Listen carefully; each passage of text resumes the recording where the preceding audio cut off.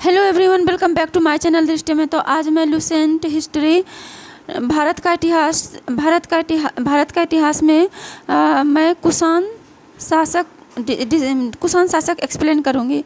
इससे पहले हमने जो टॉपिक कवर किए थे वो था भारत पर विदेशियों का आक्रमण। भारत पर विदेशी जो आए थे तो सबसे पहले कौन आए थे? हिंदू यूनानी आए थे, उसके बाद आए थे शक आए थे, उसके बाद आए थे पहलव आए थे या जिसको पार्थियाई भी बोलते हैं।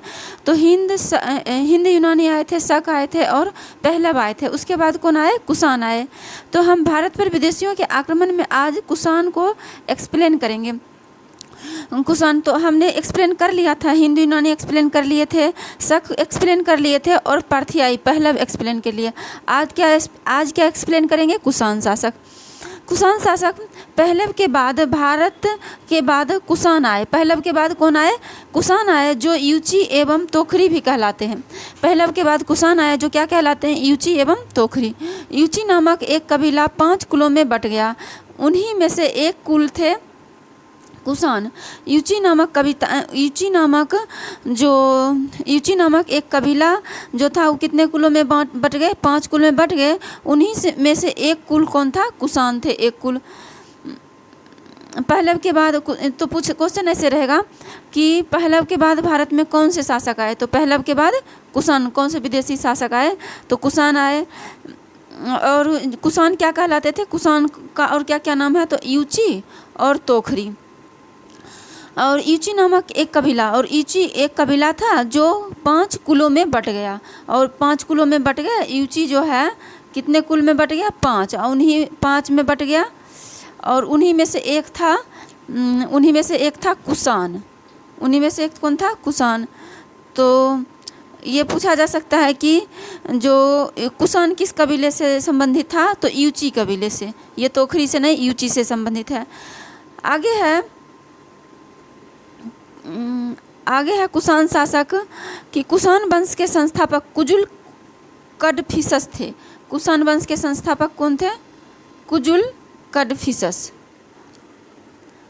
कुषाण वंश के शासक कुजुल कडफिसस था। इस वंश का कुषाण वंश का संस्थापक कुजुल कडफिसस था। तो पूछता है क्वेश्चन कि कुषाण वंश का संस्थापक कौन था? कुषाण वंश का संस्थापक था कुजुल कडफिसस। नेक्स्ट है, इस वंश का सबसे प्रतापी राजा कनिष्क था। और इस वंश का सबसे प्रतापी राजा कौन था? कनिष्क था। इनकी राजधानी पुरुषपुर या पेशावर थी। इनकी राजधानी कहाँ थी? पुरुषपुर या पेशावर। कुषाणों की द्वितीय राजधानी मथुरा थी। कुषाण की द्वितीय राजधानी कहाँ थी? मथुरा थी। तो ये भी पूछा जाता है कि कुषाण वंश का सबसे प्रतापी राजा कौन था? तो कुषाण वंश के सबसे प्रतापी राजा थे कनिष्क। और इनकी राजधानी कहाँ थी? पुरुषपुर, जिसको पेशावर बोलते हैं, जो अभी पाकिस्तान में है। और कुषाणों की द्वितीय राजधानी और पुरुषपुर के बाद दूसरा राजधानी कुषाण का मथुरा था, जो अभी भारत के यूपी में है।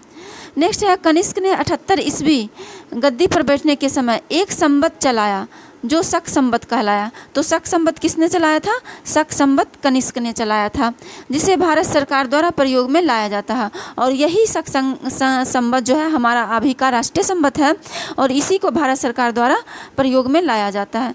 बौद्ध धर्म की चौथी बौद्ध संगीति कनिष्क के शासनकाल में कुंडलवन कश्मीर में कुंडलवन कहाँ है? कश्मीर में। कुंडलवन में प्रसिद्ध बौद्ध विद्वान वसुमित्र की अध्यक्षता में हुई।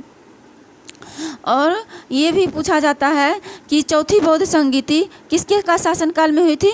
तो कनिष्क के शासनकाल में हुई थी। कहाँ हुई थी? तो कश्मीर के कुंडलवन में हुई थी।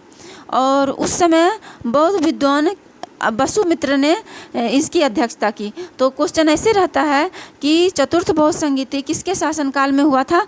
तो कनिष्क के शासनकाल में। चतुर्थ बौद्ध संगीति की अध्यक्षता किसने की थी? चतुर्थ बौद्ध संगीति की अध्यक्षता वसुमित्र ने की थी।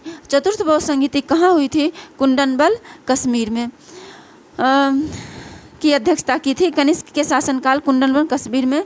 उसके बाद है नेक्स्ट, कनिष्क बौद्ध धर्म के महायान संप्रदाय के अनुयायी थे। ये भी पूछा जाता है कि कनिष्क बौद्ध धर्म के किस संप्रदाय के अनुयायी थे, तो ये महायान संप्रदाय के अनुयायी थे। 2 संप्रदाय में बौद्ध धर्म बट गया था, एक हीनयान एक महायान, तो कनिष्क महायान से संबंधित थे। चीनी जनरल पेन चाओ ने कनिष्क को हराया था। कनिष्क को किसने हराया था? चीनी जनरल पेन चाओ ने कनिष्क को हराया था। आगे है, आरंभिक कुषाण शासकों ने भारी संख्या में स्वर्ण मुद्राएं जारी की जिनकी शुद्धता गुप्त काल की स्वर्ण मुद्राओं से उत्कृष्ट है। यानी कि कहा जाता है कि जो आरंभिक कुषाण शासकों ने बहुत ज़्यादा संख्या में क्या स्वर्ण मुद्राएं जारी की, लेकिन उनकी शुद्धता भी गुप्त काल से ज़्यादा अच्छा, उनकी शुद्धता गुप्त काल की स्वर्ण मुद्राओं से उत्कृष्ट है, ज़्यादा उत्कृष्ट है, शुद्ध सोना हुआ करता था। नेक्स्ट है, कुषाणों ने सोने की सर्वाधिक शुद्ध सिक्के जारी किए। यानी क्वेश्चन रहेगा कि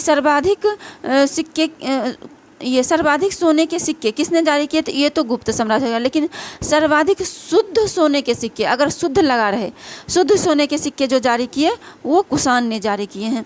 नेक्स्ट है, कुषाणों ने उत्तरी तथा उत्तरी पश्चिम भारत में सर्वाधिक संख्या में तांबे के सिक्कों को जारी किया था। यानी कि कह रहा है कुषाणों ने उत्तरी तथा उत्तरी पश्चिम भारत में सर्वाधिक संख्या में तांबे के सिक्कों को जारी किया, तांबे के सिक्कों को जारी किया। और कुषाण ने सबसे ज़्यादा कौन सा सिक्के जारी किए? तांबा का। कहाँ पे? उत्तरी तथा उत्तरी पश्चिम भारत में, उत्तर तथा उत्तर पश्चिम भारत में कुषाणों ने सबसे अधिक तांबे के सिक्के जारी करते हैं। आगे है, कनिष्क ने सोने के सर्वाधिक शुष्क सिक्के जारी किए। ये तो पढ़ लिए, कनिष्क ने किसने सर्वाधिक शुद्ध सिक्के जारी किए? कनिष्क ने। कनिष्क का राजवैद्य आयुर्वेद का विख्यात विद्वान चरक, जिसने चरक संहिता की रचना की। तो पूछा जा सकता है कि कनिष्क का राजवैद्य कौन था? तो ये चरक थे। और चरक कौन से बुक लिखते हैं? चरक संहिता लिखते हैं, ये कनिष्क के राजवैद्य हैं। महाविभास सूत्र के रचनाकार वसुमित्र हैं। ये भी पूछा जाता है, देखिए ये भी इम्पोर्टेंट है कि महाभास सूत्र के रचनाकार कौन है? तो महाभास सूत्र के रचनाकार वसुमित्र हैं। इसे बौद्ध धर्म का विश्वकोश कहा जाता है। बौद्ध धर्म का विश्वकोश किसको कहा जाता है? तो महाभास सूत्र को बौद्ध धर्म का विश्वकोश कहा जाता है। और इसके रचनाकर्ता जो हैं चरक हैं। चरक किनके राजवैद्य थे? कनिष्क के राजवैद्य थे। महाभास सूत्र के रचनाकार वसुमित्र हैं। और महाभास सूत्र के रचनाकार कौन है? वसुमित्र। और इसे ही बौद्ध धर्म का विश्वकोश कहा जाता है। और महाभास सूत्र को ही बौद्ध धर्म का विश्वकोश कहा जाता है। कनिष्क के राज कवि अश्वघोष ने बौद्धों का रामायण बुद्ध चरित्र की रचना की। ये भी पूछा जाता है कि कनिष्क का राज कवि कौन था? अश्वघोष। उसने कौन सी बुक की रचना की? बुद्ध चरित्र की। और इसको बुद्ध चरित्र को बौद्ध का रामायण कहा जाता है। नेक्स्ट है, वसुमित्र, पाशर्व, नागार्जुन, महाचेत और संघरक्ष भी कनिष्क के दरबार की विभूति थे। और कौन कौन कनिष्क के दरबार के विभूति थे? तो वसुमित्र थे, पाशर्व थे, नागार्जुन थे, महाचेत थे और संघरक्ष थे। तो ये सब कनिष्क के दरबार में विद्वान थे, ये उनके दरबार के विभूति थे, विद्वान थे। आगे है, भारत का आइंस्टीन नागार्जुन को कहा जाता है। ये क्वेश्चन पूछा जाता है, काफ़ी इंपॉर्टेंट है। भारत का आइंस्टीन किसको कहा जाता है? तो भारत का आइंस्टीन नागार्जुन को कहा जाता है। इनकी पुस्तक माध्यमिक सूत्र है। इस पुस्तक में नागार्जुन ने सापेक्षता का सिद्धांत प्रस्तुत किया था। इस पुस्तक में नागार्जुन ने कौन से सिद्धांत को ये प्रस्तुत किया था? सापेक्षता का सिद्धांत। कनिष्क की मृत्यु 102 ईस्वी में हो गई। कनिष्क की मृत्यु कब हो जाती है? 102 ईस्वी में कनिष्क की मृत्यु हो गई। यहाँ पे देखो दिया हुआ है कनिष्क की मृत्यु। पूछा जाता है कि कनिष्क की मृत्यु कब हुई? तो 102 ईस्वी में कनिष्क की मृत्यु हो गई। कुषाण वंश का अंतिम शासक कौन था? तो कुषाण वंश का अंतिम शासक वासुदेव था। नोट है, कुषाण राजा देवपुत्र कहलाते थे। पूछा जाएगा कि कुषाण राजा क्या कहलाते थे, तो कुषाण राजा देवपुत्र कहलाते थे। यह उपाधि कुषाणों ने चीनियों से ली है, और यह उपाधि कुषाण ने किससे ली है? चीनियों से ली है। नेक्स्ट है गंधार शैली एवं मथुरा शैली का विकास कनिष्क के शासनकाल में हुआ था। गंधार शैली और मथुरा शैली का विकास किसके शासनकाल में हुआ था? तो गंधार शैली और मथुरा शैली का विकास कनिष्क के शासनकाल में हुआ था। नेक्स्ट है मथुरा संग्रहालय में कुषाणकालीन मूर्तियों का संग्रह अधिक मात्रा में है। मथुरा संग्रहालय में कुषाणकालीन मूर्तियों का संग्रह अधिक मात्रा में है। गंधार कला के लिए तक्षशिला प्रसिद्ध है। गंधार कला के लिए कौन सा प्रसिद्ध है? तक्षशिला। देखिए, गंधार शैली एवं मथुरा शैली का विकास कनिष्क के शासनकाल में हुआ था। यानी कि पूछा जाएगा गंधार शैली और मथुरा शैली का विकास किसके शासनकाल में हुआ था? तो कनिष्क के शासनकाल में। मथुरा संग्रहालय में कुषाणकालीन मूर्तियों का संग्रह अधिक मात्रा में है, और मथुरा संग्रहालय जो है उसमें कुषाणकालीन मूर्ति ज़्यादा मात्रा में है। गंधार कला के लिए तक्षशिला प्रसिद्ध है, और गंधार किला के लिए कौन प्रसिद्ध है? गंधार कला के लिए तक्षशिला प्रसिद्ध है। रेशम मार्ग पर नियंत्रण रखने वाले शासकों में सबसे प्रसिद्ध कुषाण थे, और रेशम मार्ग पे जो नियंत्रण रखते थे उसमें सबसे प्रसिद्ध शासक कौन थे? कुषाण शासक। कुषाण साम्राज्य में मार्गों पर सुरक्षा का प्रबंध था। रेशम मार्ग का आरंभ कनिष्क ने करवाया था। कह रहा है कि कुषाण साम्राज्य में सुरक्षा का क्या किया गया था? प्रबंध किया गया था। और रेशम मार्ग का आरंभ किसने करवाया था? कनिष्क ने करवाया था। आगे है रेशम बनाने की तकनीक का आविष्कार सबसे पहले चीन में हुई, और रेशम बनाने की तकनीक का आविष्कार सबसे पहले कहाँ हुई थी? चीन ने हुई थी। और रेशम मार्ग का आरंभ किसने करवाया था? कनिष्क ने करवाया था। नेक्स्ट है कुषाण काल में सबसे अधिक विकास वास्तुकला के क्षेत्र में हुआ। पूछा जाएगा कि किस क्षेत्र में कुषाण काल में सबसे अधिक विकास हुआ?